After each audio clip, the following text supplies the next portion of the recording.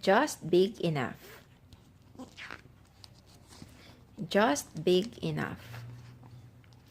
Every morning on my way to school, I always sit in the same seat on the school bus. But this morning, a big kid took my seat. "Excuse me," I said, "you're sitting in my seat." The big kid didn't move. I guess he didn't hear me.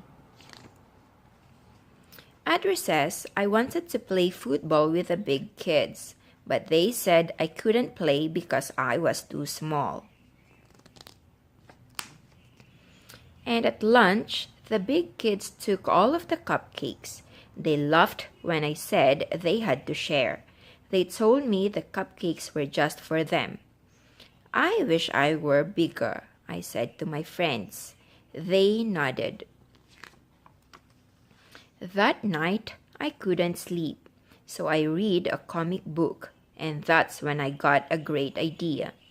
The next morning, I asked Dad for some wood and some glue. Mom gave me tinfoil, and little sister let me have a jar of her glitter. "What are you making?" asked little sister. "A growing machine," I said. I worked on the growing machine all morning. When it was finished, I sprinkled glitter on it so it sparkled like the one in the comic book I had read. I made a helmet out of tinfoil. When I put on my helmet and climbed into the growing machine, I sat in the growing machine all afternoon. I even ate my lunch there. When it became dark, Dad said it was time to come home. "Did I grow?" I asked. Dad shook his head and said, "Not yet." "Maybe I should sleep in the growing machine," I said. Dad didn't think that was such a good idea. The next day, I went to Grandma and Grandpa's farm. "What's the matter, little critter?" asked Grandpa. I told Grandpa about the big kids and how I was trying to get big too so that I could do all the things the big kids did. Grandpa took me out to the meadow. "Look at those two horses," he said. "Which one do you think is the fastest?"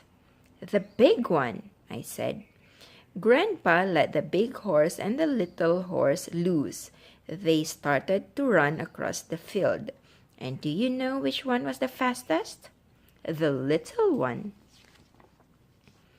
The next day at school, the big kids said again that I couldn't play football because I was too small. I started to get mad. "I challenge you to a relay race," I said. "The big kids against the little kids." And the big kids laughed, but they said okay. The whole school came to watch the race. And you know what? The little kids won.